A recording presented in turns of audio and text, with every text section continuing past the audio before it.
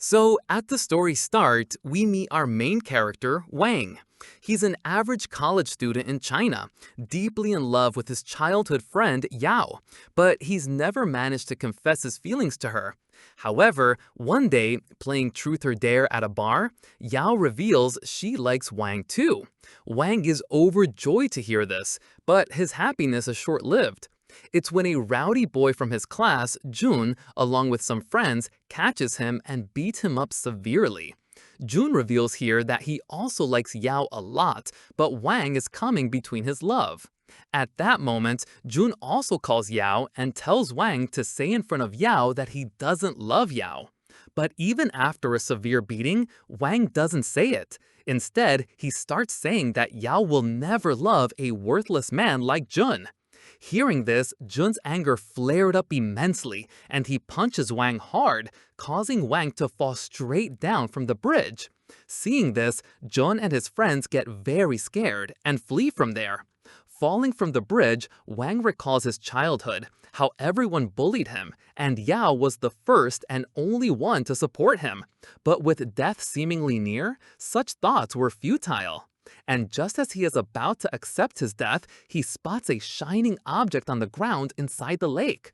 As soon as he takes it in his hand, the object starts shining even more, and in no time, it gets absorbed into Wang's body. As soon as that object is absorbed into Wang's body, Wang finds himself in a completely different place where no one else is present. Initially, Wang thinks he is dead, but soon he realizes he has entered some kind of game, and before he can understand anything, he teleports to another place. In this place, he was in the air at the very spot from where he had fallen off the bridge. He sees Yao and her people searching for Wang in the river, and immediately after this, Wang teleports again and reaches his classroom. The game system tells him that Wang hasn't yet learned to use his new power, so he stands up, and after walking a short distance, the system tells him again that someone is approaching him.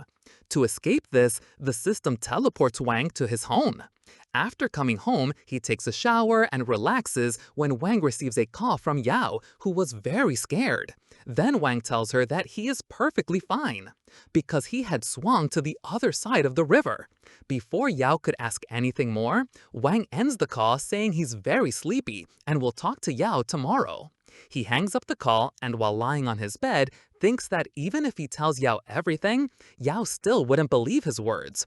Wang decides he won't tell anyone about this, but then his power activates again and he finds himself inside a cube once more. This time, he calmly asks the system what it is. Then the system tells him that he is now the master of universe-level power, by mastering which he can do anything in the entire universe. Once again, before Wang can understand anything, the system teleports him to his rooftop. He gets a bit scared, but then he calmly sits on the rooftop and again asks the system what other powers he has and what he needs to do to master them. Then the system tells him that his second power is the sixth sense. Using this power, he can see and understand the aura of all things around him. But using his power too much also makes Wang extremely tired, and he returns to the cube world.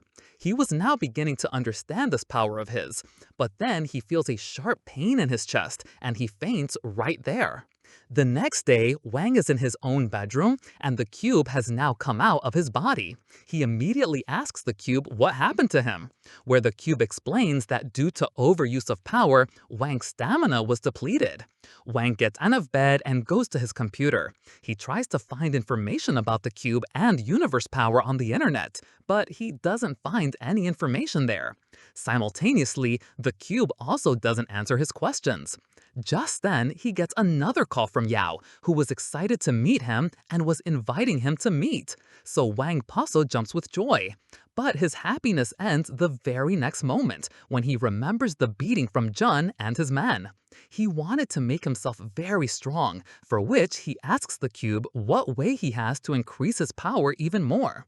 To which the cube tells him that to upgrade his level, he will have to absorb the power of gems and minerals. But since Wang doesn't have money for such expensive gems, he asks the system if he can get help from normal stones. So the system tells him that normal stones won't work, and in no time, the system starts scanning his house. The system tells him that a crystal statue in his house and his mom's diamond ring could work, but Wang refuses to use those things. After which, the system scans a bit outside his house and tells him that behind a tree outside his house, there is also a stone that will help a little in leveling up. He becomes very happy hearing this and, getting fully ready, teleports himself near that tree. While searching for the stone, Wang asks the system why it helps him, to which the system tells him that it wants to see Wang become the king of the world. But Wang says he has no such desire. He only wants to protect Yao. After searching for a while, Wang finds that stone, and as soon as he gets the stone, the system summons Wang back inside the cube, and this time all the walls of the cube had a different kind of power. The system orders Wang to absorb the stone.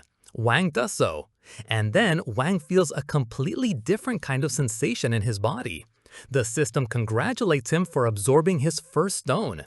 Although this stone wasn't that powerful, but still, if Wang keeps trying like this, one day he will surely become the most powerful man in the universe. The next day, he is in his own bedroom, but this time he is much more tired due to the previous night's efforts, and he also sees that he is quite late for school. He quickly gets ready and teleports himself to school. At school, Yao is very worried about Wang. She comes to his desk and starts scolding him, to which Wang tells her that from now on, he will be a bit more careful and will try to stay away from Jun and his group. After some time, Jun enters the class and starts looking for Wang. But Wang hides himself with a book because he didn't want any more fights. Also, Wang asks the system that if Wang and Jun's entire group fight, who would win? To this, the system replies that Jun's entire group has a power level of 5, and Wang's alone is 22, so Wang can win easily. On the other hand, Jun is still looking for Wang, but Yao asks Jun why he doesn't leave her and Wang alone. In this situation, Jun tries to make himself a hero in front of Yao and says that Wang is a very weak and cowardly boy who hides behind Yao. Before Yao can reply, Wang comes forward from behind and, with a smile, places his hand on Yao's shoulder, asking her to calm down. Upon seeing Wang, Jun reaches out to grab his collar, but Wang catches his hand and is about to twist it hard. Just as a fight is about to break out between them, his professor enters the class, and the fight doesn't happen. But as he leaves, Jun challenges Wang to a basketball match, which Wang also accepts. And after the class ends, Wang reaches the basketball club, where he realizes that this is not a match, but Jun has made full arrangements to beat Wang up. Seeing all this, Wang asks the system to compare his power level with that of Jun's people. To which the system replies that if all these people attack Wang together, even the system won't be able to help him. Hearing this, Wang gets a bit scared at first, but later, using his mind, he taunts Jun, saying he doesn't have the guts to play a match one-on-one. Hearing this, one of Jun's fat friends, who was the strongest among them, comes forward and challenges Wang. Wang understood here that he could easily defeat him, and the match starts here. That fat man throws the ball towards Wang with full power, which Wang also easily dodges. And in no time, that fat boy keeps attacking one after another, but Wang dodges all of them, and soon he gets extremely tired. But Jun cheers him on a lot, which also motivates the fat guy, and he tries to attack Wang once again. But this time, Wang not only dodges his kick, but also lands a powerful punch on his face, which was so strong that the fat guy fainted right there. After this, Jun gets very angry and now orders all his men to attack together. The system tells Wang that his chances of winning are only 30%, but still, Wang prepares himself for the fight because he couldn't back down now. Everyone attacks him simultaneously. Wang was dodging everyone's attacks very well, but due to lack of significant fighting experience, he was also taking quite a few of their punches and kicks. Wang soon realizes that he can't win the fight this way, so he tries to fight them one by one. By doing so, he was also winning. He grabs one boy by the legs and starts spinning him around, causing considerable damage. While spinning, he also throws that boy onto John. By the time John could stand up, he sees that Wang has severely beaten all his men, leaving them half dead. And Wang's gaze was now on John, who was looking at him with very scary eyes. John tells Wang not to come towards him, and he screams and shouts a lot, but Wang keeps coming towards him. Then the system warns Wang not to go further because he has used up a lot of his power for the day. Wang stops hearing this, but then the lights turn on. Wang and John see that another gang has also arrived, which is John's opposing team gang, whose team leader is Juan. Here, Juan taunts John, saying he considers himself very strong, but he and his entire team couldn't do anything to a single boy. Hearing all this, John gets very angry, but out of shame, he wasn't in a condition to say anything to them. Then Wang comes between their conversation and says that if Juan and his gang care for their lives at this moment, they should quietly leave from here. Because Wang is very angry, and he might, in the flow, do the same to Juan's gang as he did to the others. Upon hearing this warning, Juan's gang gets very angry and immediately tries to attack Wang. The system repeatedly warns Wang not to get into unnecessary trouble now, as he doesn't have much energy left. Wang also feels that he can't win now just on strength without using his power. That's why he quickly uses his teleportation power to go towards the power supply and turns off the main supply. Juan's members have no experience fighting in the dark, which Wang takes advantage of because, using his sixth sense, he can see everyone's aura form. He beats up Juan's entire gang one by one. After defeating everyone, Wang turns on the lights, and John sees that Juan's entire gang has been wiped out. Wang glares at John again, but before he can lay his hands on John, the sound of the school principal and some staff members entering the courts is heard. Hearing this, Wang controls himself. Then a plan comes to Wang's mind.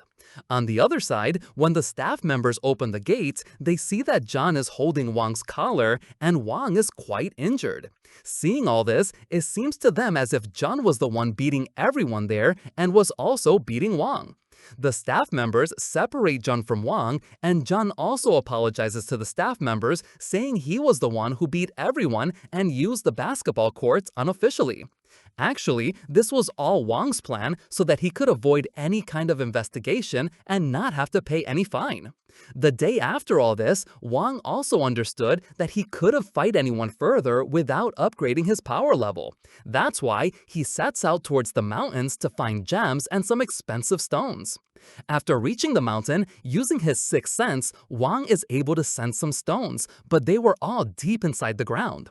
To get there, he tries a lot at first, but later, using his teleportation power, he teleports himself directly into a cave.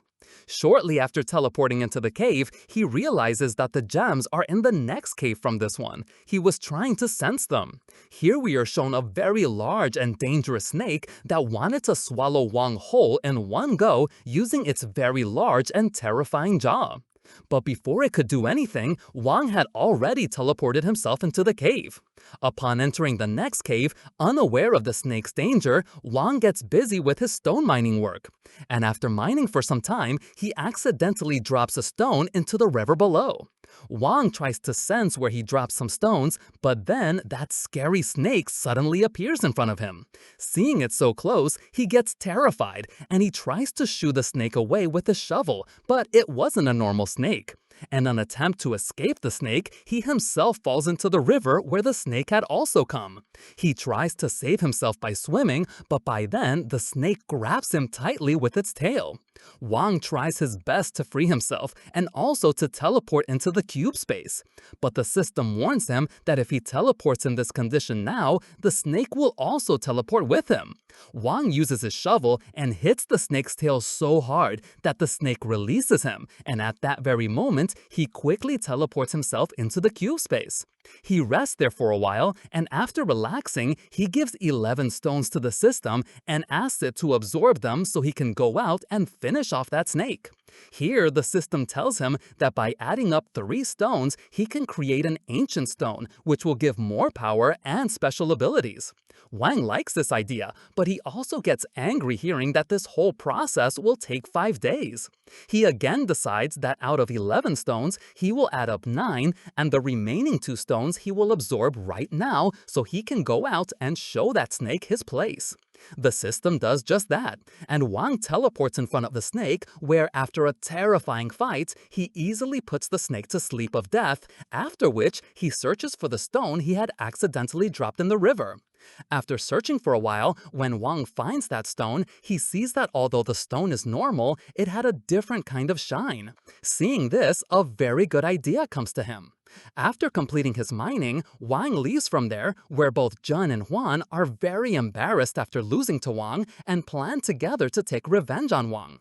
Then Huan tells Jun that they need the help of a very big gangster who can do their work, for which Huan suggests a man named Lao. This name is quite famous in the underworld, so Jun, in a very scared voice, says why would a famous man like Lao do their work? To which Huan reveals to him that Lao has been looking for a girl named Yao for some days, so if he tells him Yao's whereabouts, perhaps he will surely help them. Meanwhile, Wang was on his first date with Yao, which they were celebrating very nicely. After enjoying the whole day while having dinner, Wang gives Yao that gemstone as a present, which he had mined. Yao is also very happy to see the stone and promises Wang that she will always keep it with her as a locket. The next day, Wang was waiting for Yao at the bus stop so they could go to school together. But when she doesn't arrive even after waiting for 1 or 2 hours, Wang gets very tense.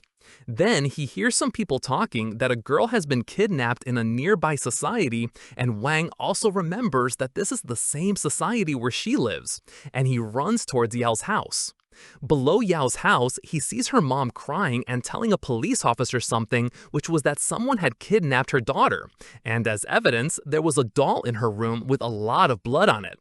Wang understands the whole situation there very well, and also sees Jun there, who is very angry, and perhaps he knows something about this kidnapping. So he stops Jun on the way and starts questioning him, where, after scaring and threatening Jun a bit, he gets some information. On the other hand, we see Lao in an old, closed building who had kidnapped Yao, and he was also beating up Huan badly, using him like a golf stand. After this, Lao turns towards Yao and says that now that she has seen everything, how his anger is, she should clearly give the correct answers to all of Lao's questions. He shows her a photo of a man named Jin, but Yao completely refuses to recognize him. Lao angrily tells her that many years ago, Jin had taken on the entire mafia industry because of Yao, and how could it be that Yao doesn't even know who he is? Even after Lao asks a million times, when Yao doesn't say anything, Lao raises his hand to hit her, but his butler stops him. Also, he suggests to Lao that if they want Jin, they will have to keep Yao safe and sound.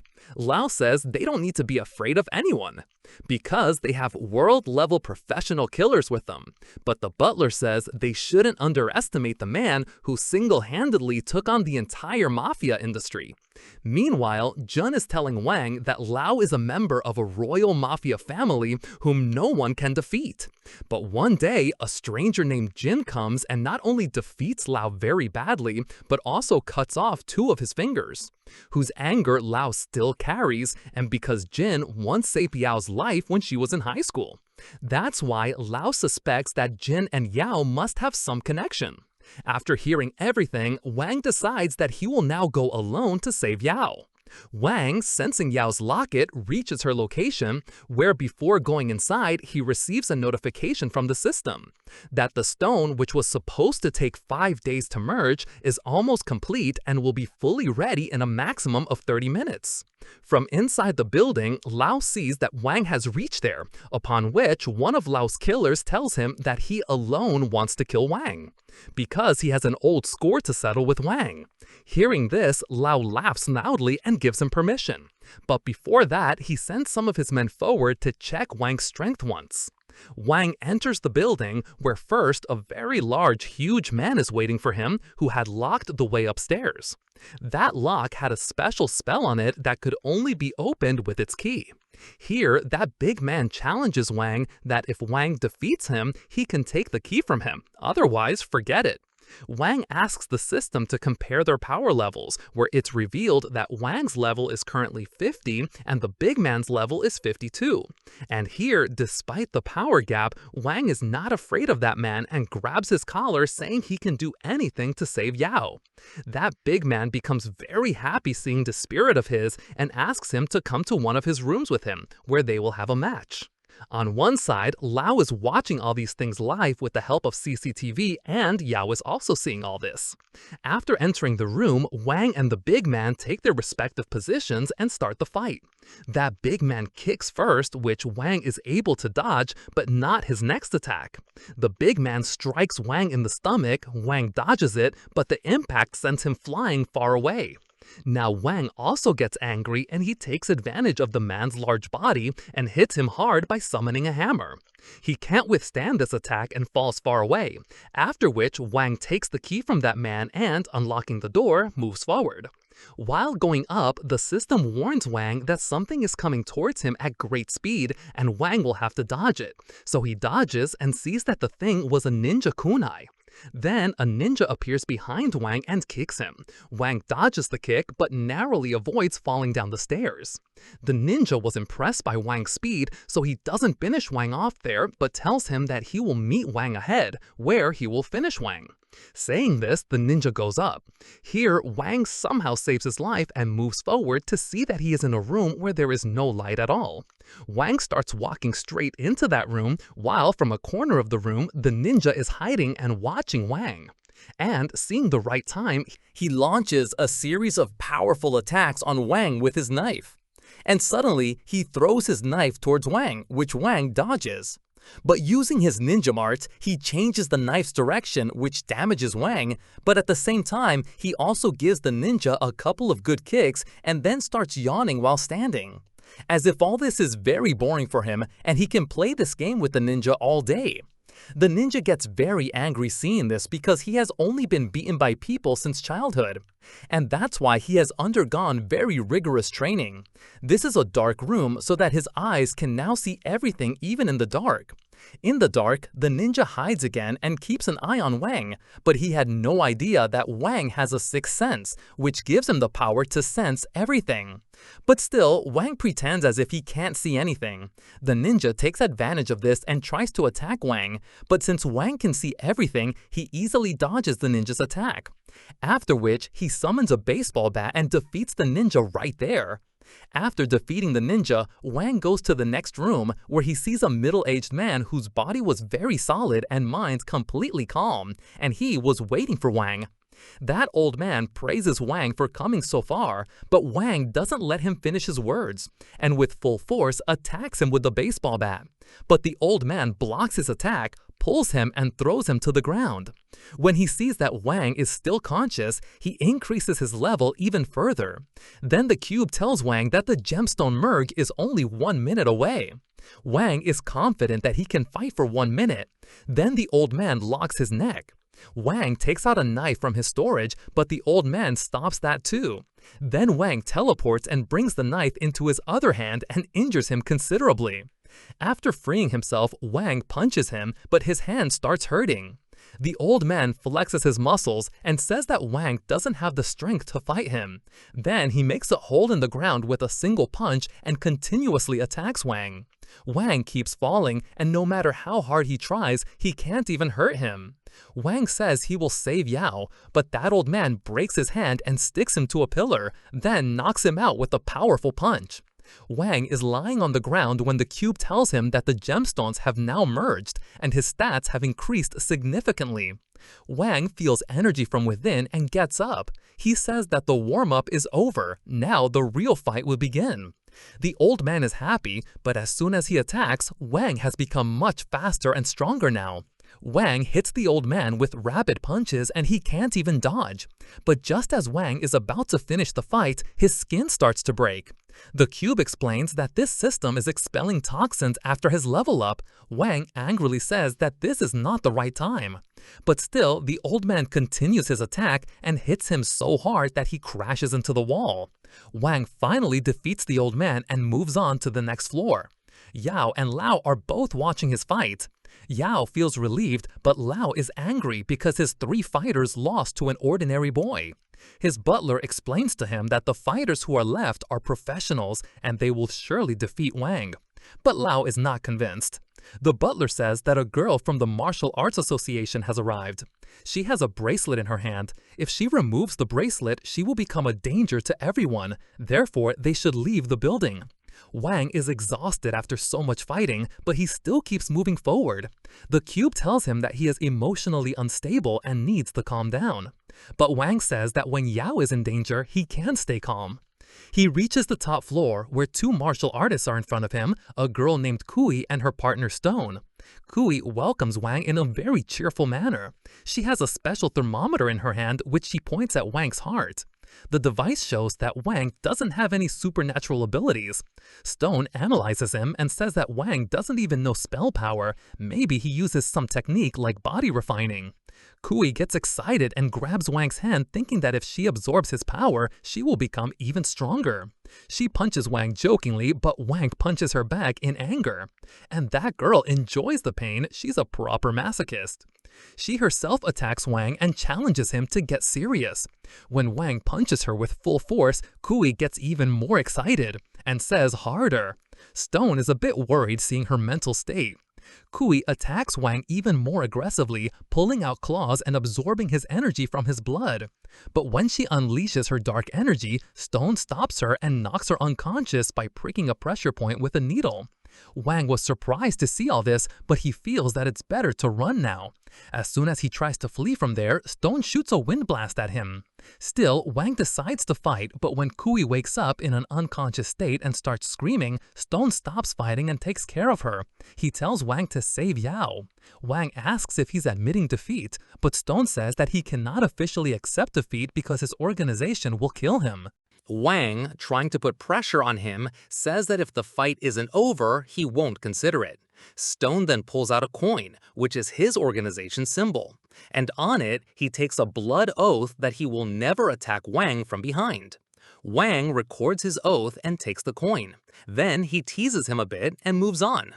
Ahead, Stone contacts his third teammate, but someone attacks that girl from behind. Then, Lao's last assassin, Musin, enters the scene. Lao is worried and thinks that Jin must have defeated everyone. But Musin is still only interested in Wang. Hearing this, Lao completely flips out.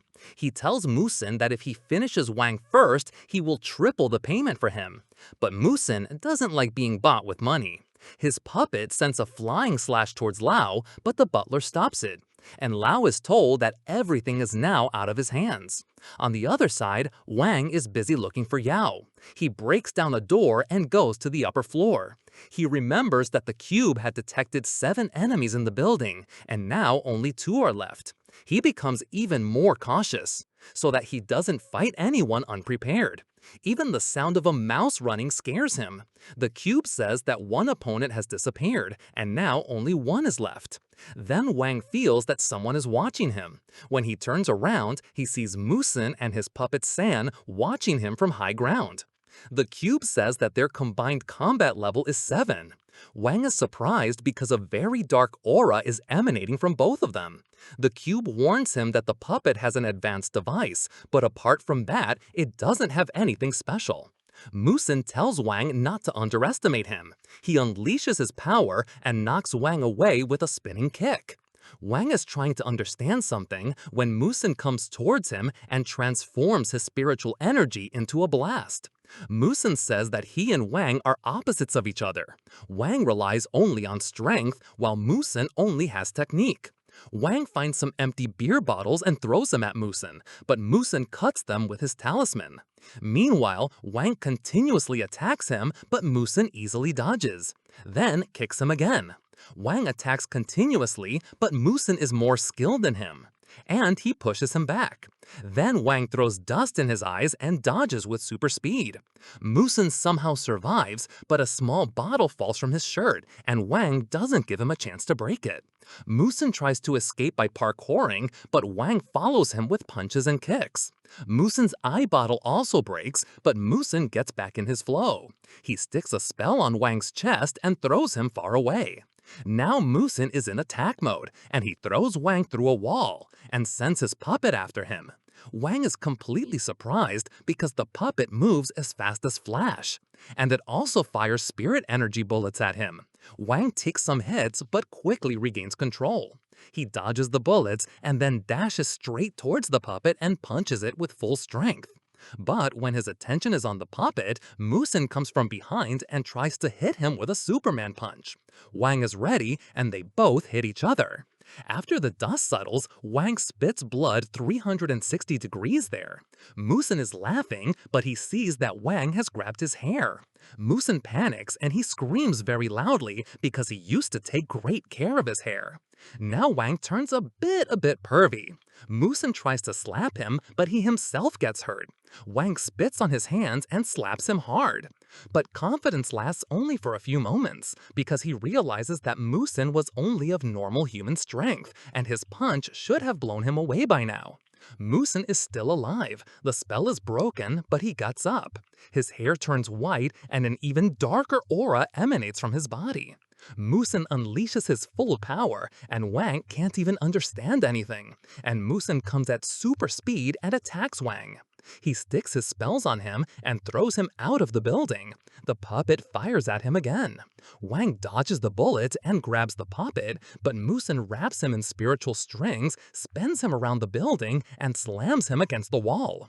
Wang tries to get up, but Musin's spell makes his hand so heavy that he can't even get up. Then he knocks Wang out with a special spell. Now here, Musin thinks he has won. But when the smoke clears, he sees that Wang had blocked his attack with a shovel. Musin sends an ultimate attack with the puppet. But Wang is ready. He teleports with full energy and breaks the puppet with the shovel. Musin is completely shocked here. Wang grabs his puppet's string.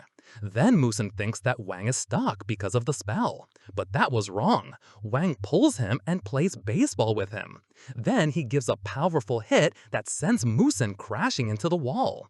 The string breaks and Musin returns to his normal form and faints. And his spell also disappears. And Wang, staggering, goes to find Yao. Musin's puppet starts beeping, and suddenly Musin, with a spell, comes into the air. He says that even if Wang won, what difference does it make? In the end, he will die anyway. He activates the puppet's bomb, but nothing happens. Wang had thrown the puppet into the space room. Musin panics and repeatedly activates the bomb, but nothing happens. Then Wang makes a super jump and jumps out of the building. Wang attacks Musin to finish him off, but Musin throws an explosive spell. Wang is blown away in the blast and grabs a crane to save himself, but Musin controls his debris and rains it down on Wang. And here Wang barely escapes from it. Musin nukes him with more spells. And here Wang was almost unconscious, but seeing Yao's dream gives him a new energy boost.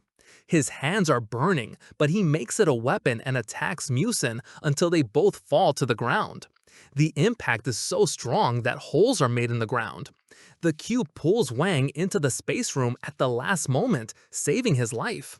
After a while, he is brought back out. He was burnt, bleeding, and even in his sleep, he was calling Yao's name. Suddenly, it starts raining, which wakes him up. He immediately starts looking for Yao, but first he finds a wet pile of Musin's clothes. Musin was gone from there. Wang doesn't care and returns to the building. And in a corner, he sees Lao's lackey, Huan, crying. Angrily, he asks him where Yao is. So he points to a room. Wang sees that Yao is perfectly fine. When he unties her from the ropes, Yao says that there's a bomb under the chair. If she gets up, it will explode. Yao tells him to save himself, but Wang says that she has already survived many blasts today. He takes out the bomb. But then Lao locks the door from outside. He says that this room was enchanted by Musin, and teleporting from here is not possible. Lao is laughing and waiting for both of them to die inside. Here, the cube confirms that teleporting won't work, but he tells him the correct order to cut the bomb wires. Wang cuts the bomb wire so that it doesn't explode immediately, and then throws it into the space room, thinking that now they are all safe. Yao hugs him and starts crying, and Wang assures her that now she is safe. But just as the bomb's countdown reaches 0, Wang suddenly goes blank in the space room. He doesn't feel anything at all. He can't even move. Yao panics and tries to wake him up, but Wang slowly realizes that the bomb had also activated the powerful gemstone inside the puppet, which had created a hole in the space room. Now here, Wang is very badly injured. Lao is angry because his bomb didn't work as he had thought, so he himself decides to take action. He enters the room and is about to kill Yao, but then his butler comes and says that a man named Jin has arrived and they should leave immediately. Lao and his butler flee from there, while Jin, coming straight through the concrete, lands on the rooftop. Yao faints and falls on Wang, and Wang gets up and thinks if he still has time to take her to the hospital. Then, Jin enters the room and says that the hospital can't save her, but he can. Jin teleports Yao away. Here, Wang screams, trying to stop him, but Jin says that you don't know anything about Yao and this superhuman world. But he knows everything, and he will end all this. Wang is completely broken. Losing Yao was a very big shock for him. He silently watches Yao's sad parents from the door and hates himself for not being able to save his girl. He has no idea where to start looking for Yao. Then a car stops near him, and the lady calls his name. When Wang doesn't react, she says she knows where Lao is. Hearing this, Wang immediately turns towards her and asks. The lady says that if he wants to talk, he should come with her. She takes him to a cafe and drinks coffee, while Wang just stares at her and asks only one question. Where is Lao? The lady says that first he should answer some of her questions. What does he think about superhumans and cultivators and those who are more powerful than humans? How do they hide from society? Wang says that maybe they disguise themselves well, but the lady laughs and says he's very naive. She says that there are some people who handle the mess of superhumans. Wang is not interested, but the lady says that at least pretend to care because she is the only one who has kept him alive so far. Then Wang takes a sip of coffee and smirks. He says that the 3 men behind her table, who are ready to shoot him at any moment, are they also part of her protection service? The 3 men are shocked, and the lady is also surprised. She reaches for her gun, but Wang is calm. He says that if they don't want to fight, they can do it peacefully. The lady agrees to his terms and signals her men to back off. Wang, using his super senses, reads her card's name and title. Her name is Mu, and she is the task force leader of the Superhuman Management Bureau. Wang says, I think you're secretly protecting me, but what's your purpose?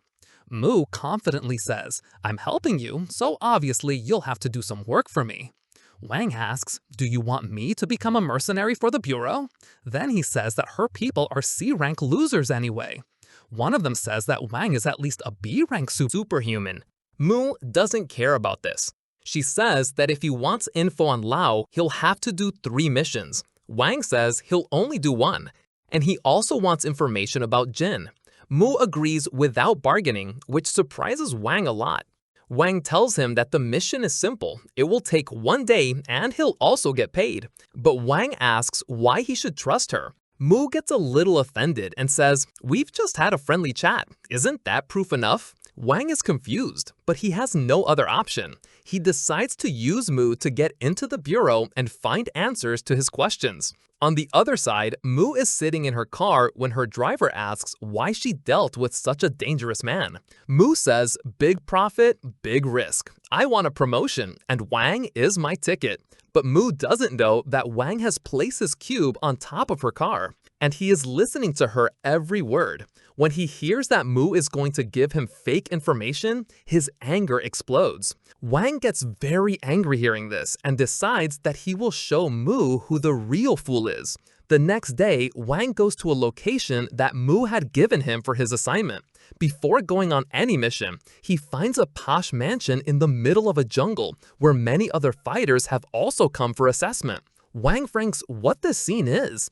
Then a man picks up a mic and starts the assessment. He says that everyone has been called here so that they can become a client's bodyguard. He says that a bodyguard should be alert, responsible, and strong. That's why they will be tested on these things. Then he opens a door which leads all the participants to an in-house casino. Everyone gets 5 chips, and the host says that they can play any game. They need to accumulate 10 chips for qualification, but fighting and stealing are not allowed. People immediately start playing card games, thinking that the machines will be rigged, but they lose in card games too. A man, for no reason, starts giving advice to Wang, but Wang is uninterested in his words and moves on from there. Then he sees a woman playing the classic find the coin under the cups game. He tries, but that random guy comes behind him again.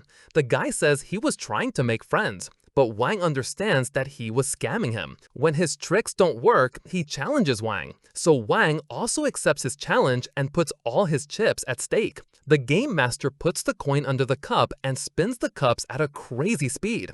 The scammer bets on the left cup, but Wang, with his super senses, figures out that the coin is actually in the woman's hands. When Wang asks her to show both her hands, the woman admits that the coin was with her. Wang had won and his chips were doubled. Here, the other contestants are very confused. The scammer thinks that there was a secret compartment in the table, but the woman says that the table is not rigged and she only had 1 coin.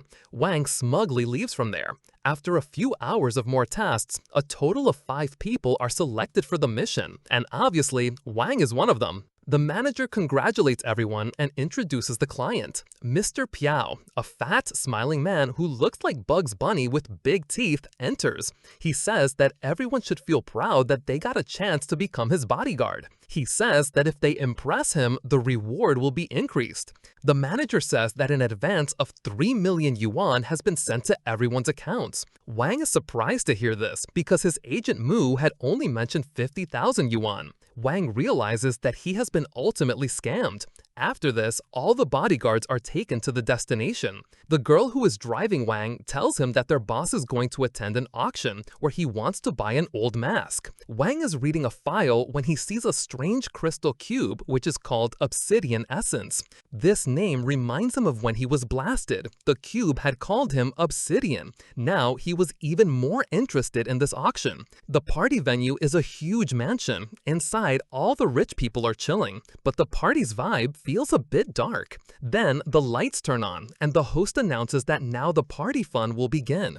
The first event is a game. He presses a button and below the floor, a huge crocodile appears. The host says that safety is their priority and the floor is made of bulletproof glass.